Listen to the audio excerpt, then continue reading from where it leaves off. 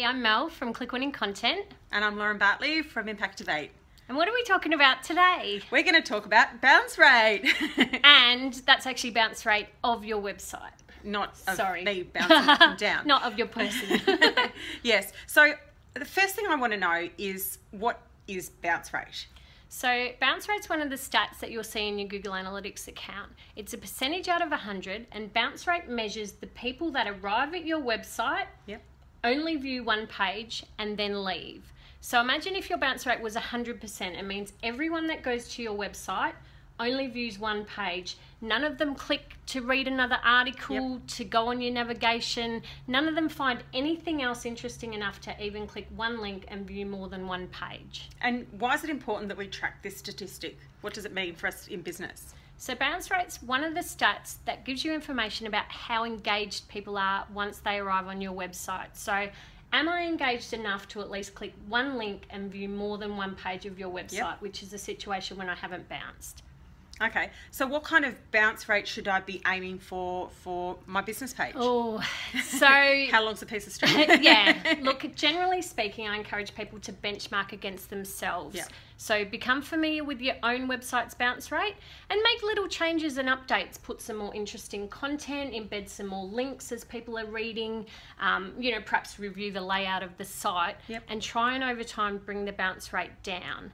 But if I had to give you a guide, if you're a professional services website, I would say aim for 50% or less, e-commerce 30% or less. Okay, and so are there any aspects of our website that might make our bounce rate go up or down? Like, does a blog influence it or anything else? Look, if you have a blog, expect your bounce rate to be higher. So it might even be up to 80%, which in my experience is pretty normal. And that's because with a blog, you're regularly putting new content out there.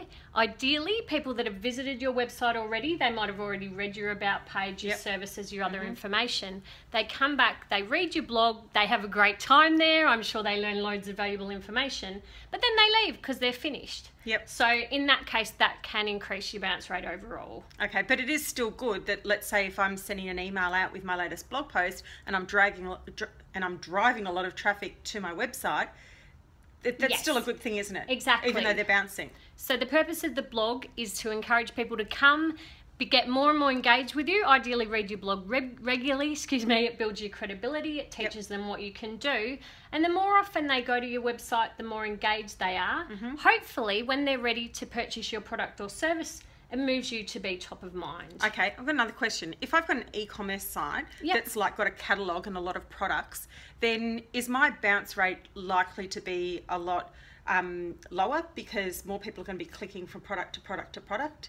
Look, it should be ideally, but also keep in mind every single page of your website can pull traffic in directly from Google.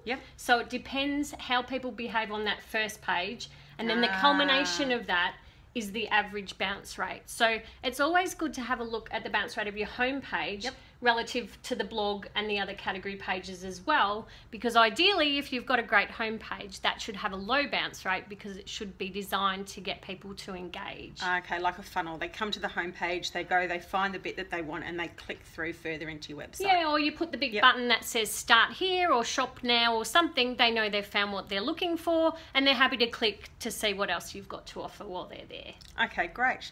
So how much does linking other pages within our website then help us in improving our bounce rate? Really important. So that's where you can, if you've got a blog where you put relevant articles at the end of that blog, or you might also want to read those kind of things. So I've read one article, but I'm happy to click, view another page and read some more.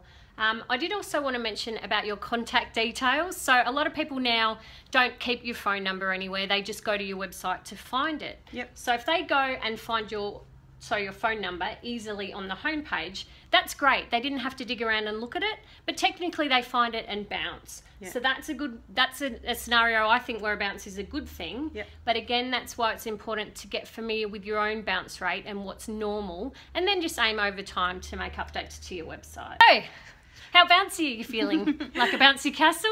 Yeah, I'd actually prefer to be a bit more stable and less bounce, thank you. With a lower bounce rate. Just aim for that in your personal life as well. All right, thanks, Lauren. Okay, bye.